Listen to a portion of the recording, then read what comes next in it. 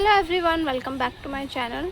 So now we are doing question number 4th के 3 part है. मैं बी पार्ट से स्टार्ट कर रही हूँ. ठीक है, ये इजी सा है, मुझे इजी सा लग रहा है तो इसलिए मैं बी से ही स्टार्ट कर रही हूँ. ठीक है, so let's start with question number 4th B part. Okay, so this says कि हमारे पास सीरीज दे रखी है फंक्शन की दिस, जो कि यूनिफॉर्मली कन्वर्ज कर रही है. ठीक है, ये चीज़ हमें शो करनी है टू अ कंटिन्यूस फंक्शन. तो सबसे पहले तो हमें यूनिफॉर्म कन्वर्जेंस दिखानी होगी. देखो, नॉर्मल कन्वर्जेंस तो आप दिखा सकते हो जो सिंपल कन्वर्जेंस है, बट यूनिफॉर्मली दिखाने के लिए हम वेस्ट्रास एम टेस्ट का यूज़ करते हैं, जो कि इसमें यूज़ करेंगे. ठीक है, मतलब हम इसके लिए कोई ना कोई एक एमएन ढूंढते हैं. उस टेस्ट में हमें एक एमएन ढूंढना होता है सच दैट वो कन्वर्जेंट हो.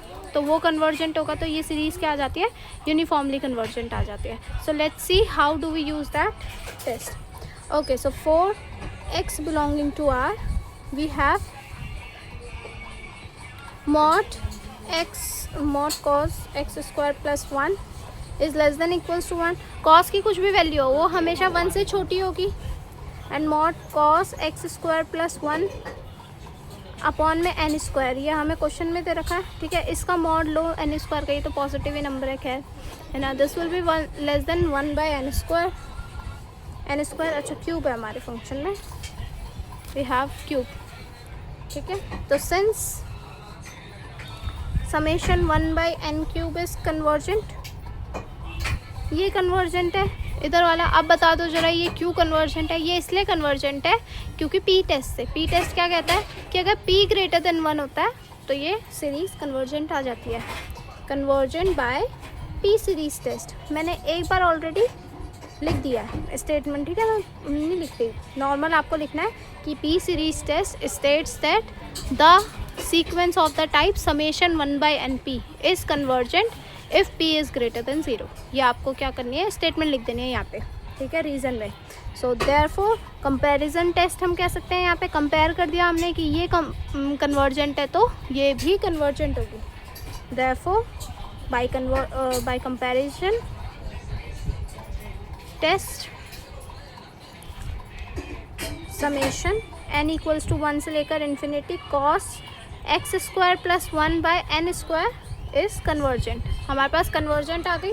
Okay, now what we have to claim, we have to make it uniformly convergent. अभी पहले यूनिफॉर्मली कन्वर्जन करेंगे, फिर फंक्शन में वो करवाएंगे. ठीक है, सो नाउ टू क्लेम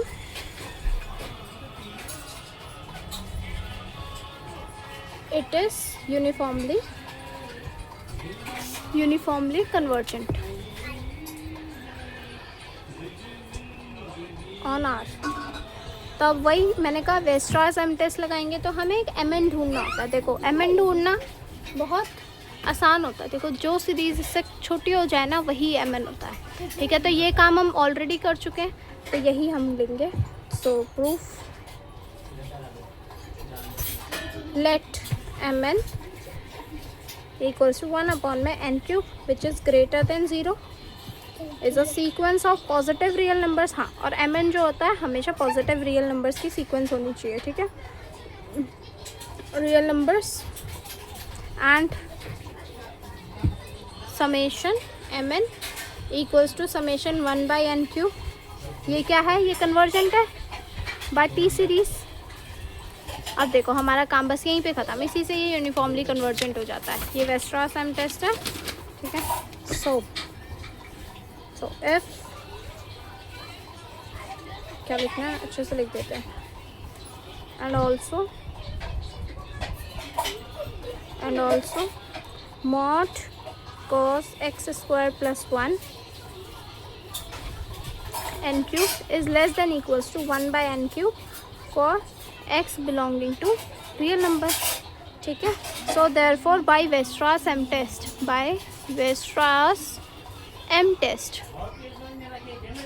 हमारे पास क्या आ गया, विच स्टेट्स दैट, क्या कहती है ये.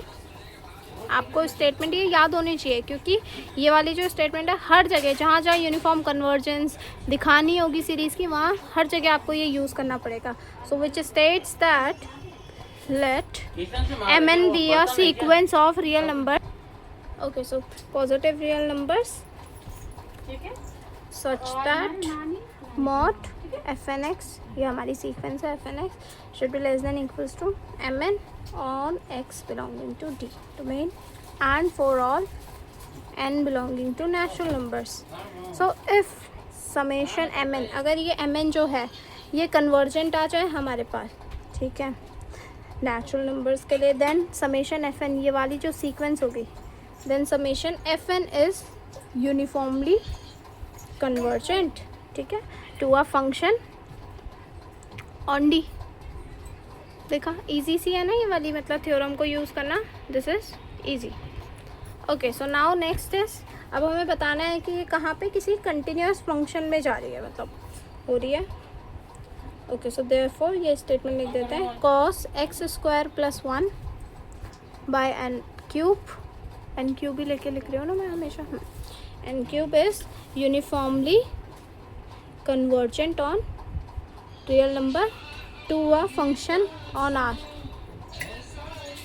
Okay, so next part is हमें प्रूव करना है कि ये फंक्शन मतलब कंटिन्यूस फंक्शन में ये कन्वर्ज करती है। Okay, so to prove that f is continuous as on real number.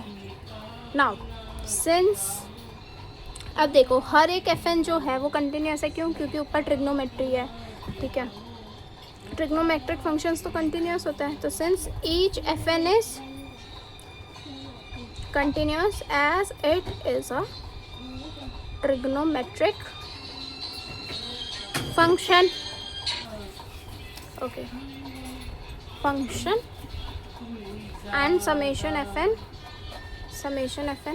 uniformly convergent है, uniformly convergent to f।